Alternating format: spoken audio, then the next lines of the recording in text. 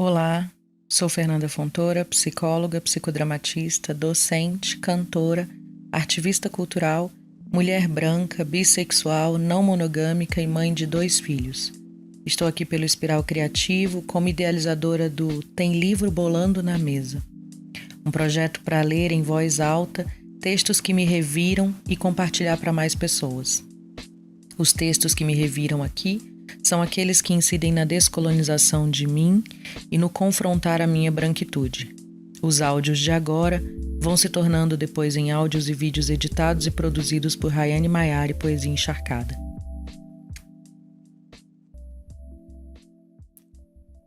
Grada Quilomba, Memórias da Plantação, Editora Cobogó, Capítulo 2.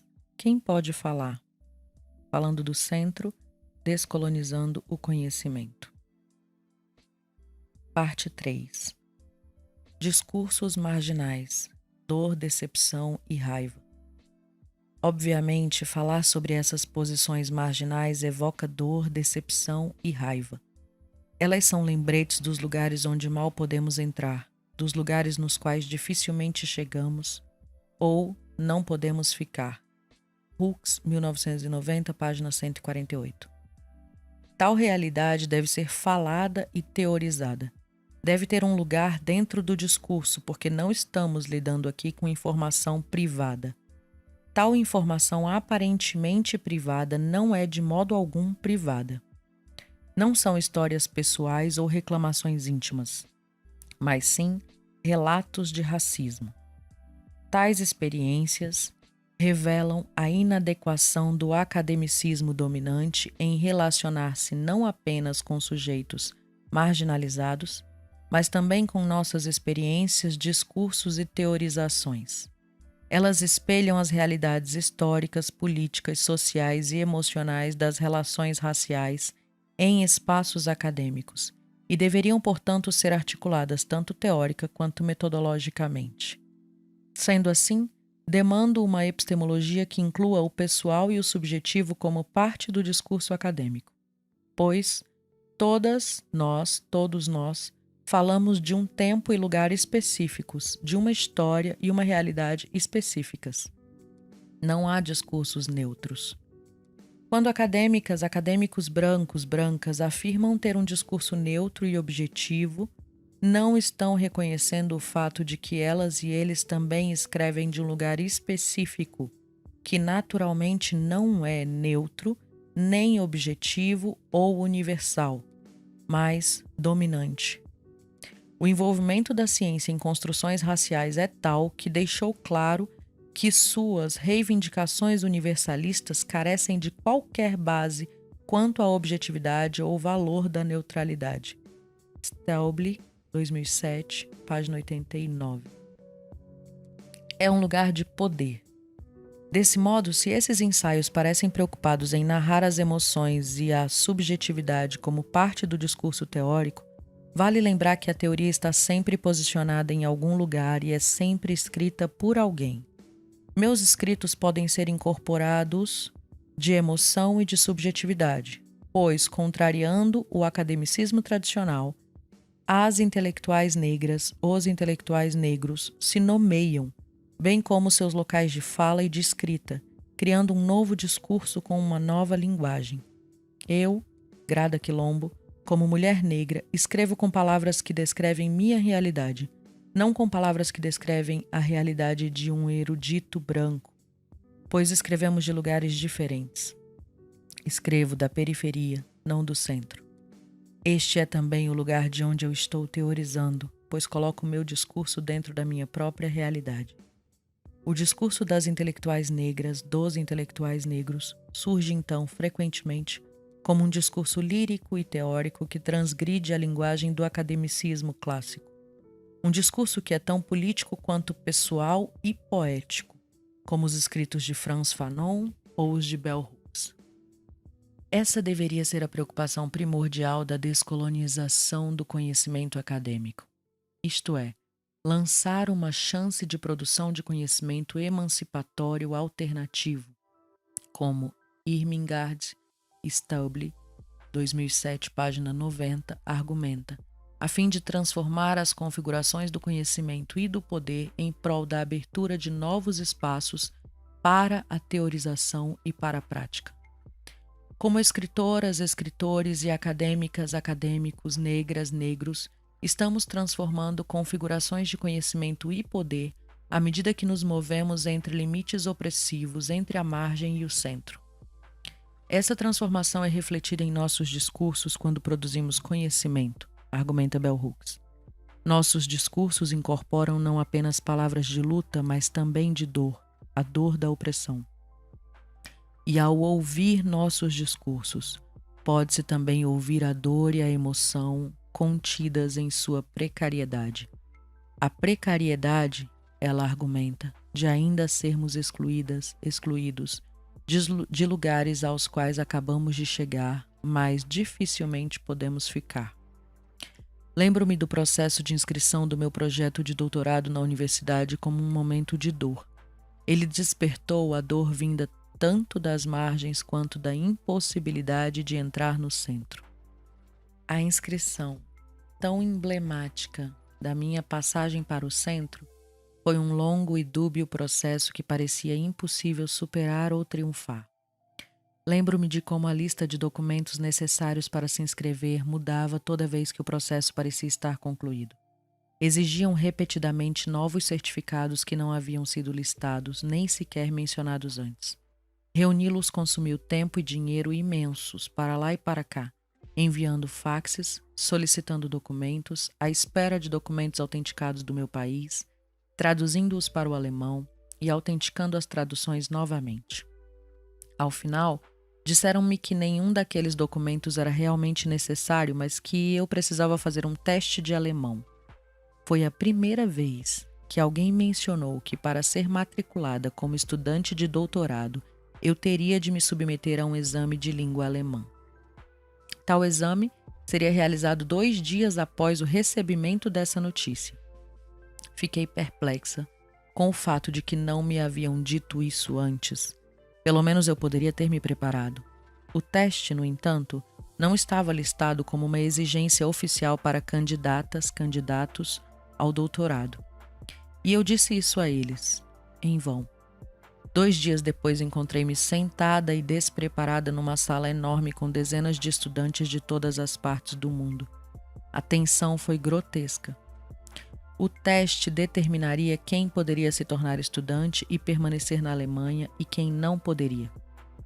Após o teste, procurei os regulamentos da universidade, pedi uma tradução e li atentamente todas as seções da Constituição. De fato, eu não precisava daquele teste. Não houve neutralidade, não houve objetividade. Aquele espaço não era imparcial. Parecia que eu finalmente encontrara todas as condições necessárias para me inscrever. Quando finalmente tive meu último encontro com uma das diretoras do departamento de registro, ela sentou na minha frente, meus documentos nas mãos, e de maneira persuasiva perguntou-me se eu tinha certeza absoluta que queria me inscrever como candidata ao doutorado. Ela explicou que eu não precisava e adicionou que eu deveria considerar a possibilidade de pesquisar e escrever minha tese em casa. A casa a que ela se referia é invocada aqui como a margem. Eu estava sendo convidada a permanecer em casa, fora das estruturas universitárias, com o status não oficial de pesquisadora. A mulher branca, por outro lado, estava falando desde dentro, do centro, onde ela era documentada e oficial. A diferença racial vem a coincidir com a diferença espacial. Quando a mulher branca, habitante do centro, pede à mulher negra que está na periferia para não entrar, mas sim para permanecer nas margens. As relações de poder desiguais de raça são então rearticuladas nas relações de poder desiguais entre os espaços. Mohan, 1999, página 3. Eu estava furiosa e exausta. Quantos obstáculos ainda faltavam? Quantas mentiras e mal-entendidos? Quem pode, de fato, entrar nesse centro? e quem tem permissão para produzir conhecimento. Devido à longa demora de todo o processo de matrícula, eu ainda não tinha recebido o cartão. Então, minha orientadora gentil e prontamente escreveu uma carta oficial declarando que eu era sua aluna de doutorado. Isso me daria acesso à estrutura da universidade. Eu costumava levar essa carta comigo dentro da minha carteira. A primeira vez que visitei a biblioteca de psicologia da Universidade Livre de Berlim, logo na entrada, quando eu estava passando, fui chamada de repente por uma funcionária branca, que disse em voz alta: "Você não é daqui, é? A biblioteca é apenas para estudantes universitários." Perplexa, parei. No meio de dezenas de pessoas brancas circulando dentro daquele enorme recinto, eu fui a única parada e verificada na entrada. Como ela poderia saber se eu era de lá ou de outro lugar? Ao dizer só para estudantes universitários, a funcionária da biblioteca estava me informando que o meu corpo não foi lido como um corpo acadêmico. Os estudantes, universitários, a quem ela estava se referindo eram as outras, os outros, brancos, na biblioteca. Nos seus olhos, elas e eles eram lidos como corpos acadêmicos, corpos no lugar, em casa, como mencionado anteriormente. Eu respondi mostrando-lhe a carta que, como um passaporte, faria de mim um corpo no lugar. O papel permitiria que eu entrasse em um espaço que minha pele não permitia ou não tinha permissão para entrar. Aqui, a negritude vem coincidir não apenas com o fora, mas também com a imobilidade. Estou imobilizada porque, como mulher negra, sou vista como fora do lugar. A capacidade que os corpos brancos têm de se mover livremente naquele recinto resulta do fato de eles estarem sempre no lugar, na não marcação da branquitude. Armed, 2000. A negritude, por outro lado, é significada pela marcação. Eu sou marcada como diferente e incompetente. Diferente, você não é daqui. Incompetente, somente para estudantes universitários. E assim, imobilizada. Você tem certeza de que quer se registrar como aluna do doutorado? Descolonizando o conhecimento. Escrever sobre o próprio corpo e explorar os significados do corpo pode, obviamente, ser visto como um ato de narcisismo ou de essencialismo, escreve Feili e Inquieto Simons, 1997. Ela conclui, contudo, que essa é uma estratégia importante usada por mulheres africanas e afrodiaspóricas para desconstruir sua posição dentro da academia. Os episódios anteriores examinam não apenas a relação problemática entre a academia e a negritude, mas também a relação entre nós e a teoria social que proporciona nossas experiências incorporadas. Como Gayatri Spivak, 1993, página 3, explica em seu ensaio Marginality in the Teaching Machine, N.T, Marginalidade na máquina de ensino, até o momento sem tradução em português, que tais escritos pessoais são uma crítica persistente e desconstrutiva à teoria, um debate sobre a impossibilidade de o corpo e as construções racistas sobre ele escaparem dentro da máquina de ensino, pois não é simplesmente um peixe na água. Essa água tem um peso. Eu posso ser, como sugere Bourdieu, Inquieto Simons cita anteriormente Bourdieu, a realidade social existe, por assim dizer, duplamente nas coisas e nas mentes, nos campos e nos hábitos, fora e dentro dos agentes. E quando o hábitos encontra um mundo social do qual é o produto, ele é como um peixe na água, não sente o peso da água e toma o mundo como algo natural. Bourdieu e Wakant, 1992, página 127, citado em Inquieto Simons, 1997, quando Bourdieu e Wacant afirmam que o hábitus, ao encontrar um mundo social do qual é o produto, é como um peixe na água, eles, como homens brancos, esquecem que a relação que os outros, que são racializados, têm com esse conhecimento é condicionada. E, portanto, estão, de fato, em discordância com o mundo social do qual se é um produto, pois este mundo é branco.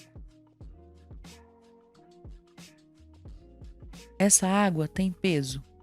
Eu não posso ser, como sugere Bourdieu, um peixe na água que não sente o peso da água e toma o mundo sobre si mesmo como natural.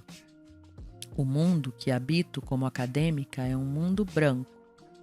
Discursos acadêmicos sobre o social construíram a negritude como a outra, o outro, inferior, de modo que, mesmo ao ser nomeada, a negritude contém um problema de relacionalidade com a branquitude. Neste mundo branco, eu sou um peixe de água doce nadando na água do mar. Eu sinto o peso da água no meu corpo. Inquieto Simons, 1997, página 226, 7. Eu também sinto o peso dessa água.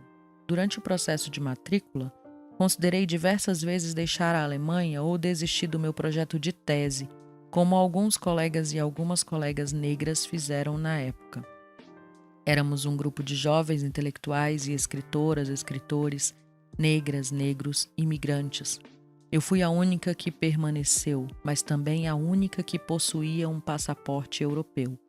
Eu tinha o privilégio da cidadania portuguesa. Essa situação paradoxal descreve a dinâmica entre raça e espaço relatada acima. Eu tenho de sair do país para fazer trabalhos acadêmicos? Ou eu poderia ficar no país, mas fora da academia? Eu conseguiria administrar minha permanência no país e dentro da academia? E quanto ser, eu, Grada Quilombo, uma das poucas intelectuais negras dentro dessa maquinaria branca, me custaria emocionalmente? Essas perguntas giravam constantemente na minha mente.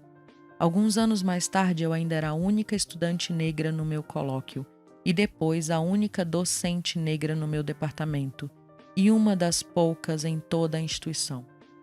Não posso ignorar quão difícil é para nossos corpos escaparem às construções racistas sobre eles dentro da academia. Quando frequentava a universidade, lembro-me de ser a única aluna negra no departamento de psicologia por 5 anos. Entre outras coisas, aprendi sobre a patologia do sujeito negro e também que o racismo não existe.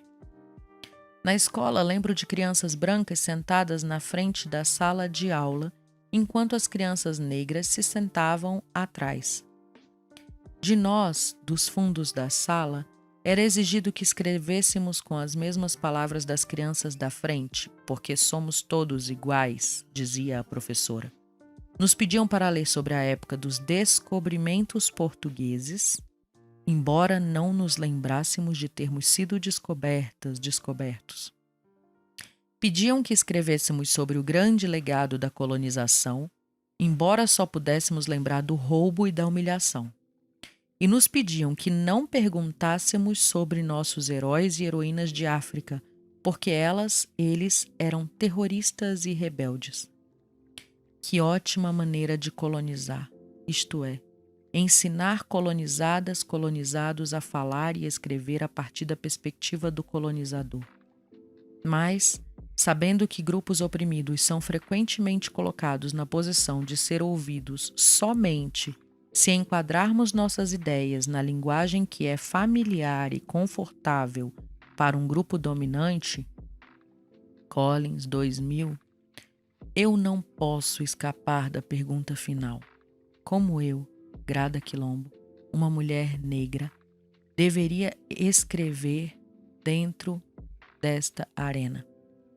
Patricia Hill Collins argumenta que a exigência de que a oprimida ou oprimido seja obrigado a prover um discurso confortável muitas vezes muda o significado do nosso ideal e trabalha para elevar as ideias dos grupos dominantes. Assim, o conforto aparece como uma forma de regulação dos discursos marginalizados. Um bom exemplo de como o conhecimento pode ser regulado é descrito em Outlaw Culture, de Bell Hooks, 1994. Hooks relata como o governo canadense impediu a publicação no Canadá de seu livro anterior, Black Looks, Race and Representation, de 1992, alegando que o mesmo era literatura de ódio e encorajava o ódio racial. Após inúmeros protestos, o governo, por fim, lançou o livro, sugerindo que teria havido um mal-entendido. O que fica a partir desse exemplo é a mensagem de que as autoridades fazem o monitoramento e estão prontas para censurar os discursos das oprimidas, dos oprimidos. Para quem devo escrever e como devo escrever? Devo escrever contra ou por alguma coisa? Às vezes, escrever se transforma em medo. Temo escrever, pois mal sei se as palavras que estou usando são minha salvação ou minha desonra. Parece que tudo ao meu redor era, e ainda é, colonialismo. Tínhamos médicos, professores, estadistas, sim, mas em todos esses casos, algo de insólito persistia. Nós temos um professor de história senegalês. Ele é muito inteligente. Nosso médico é um negro, ele é muito cordial. Era o professor negro, o médico negro. Eu, que começava a fraquejar, tremia ao menor alarme. Sabia, por exemplo, que se um médico negro cometesse um erro, era o seu fim e o dos outros que o seguiriam. Na verdade, o que se pode esperar de um médico negro? Desde que tudo corresse bem, punham-no nas nuvens. Mas atenção, nada de enganos, de forma alguma. O médico negro não saberá jamais a que ponto sua posição está próxima do descrédito. Fanon, 1967, página 117. Descrédito e desgraça. De fato, porque se parece estar dentro da barriga da besta, diz Stuart Hall. Ele usa essa expressão para descrever a hora e o local específicos a partir dos quais ele escreve como um intelectual negro. Essa é a sua posição de enunciação. Nascido e criado na Jamaica, ele viveu toda a sua vida adulta na sombra da diáspora negra. Hall, 1990, página 223. Dentro da besta, uma metáfora usada para designar a Inglaterra, estar dentro da besta anuncia, de alguma forma, o lugar de perigo a partir do qual ele escreve e teoriza. O perigo de ser da margem e falar no centro.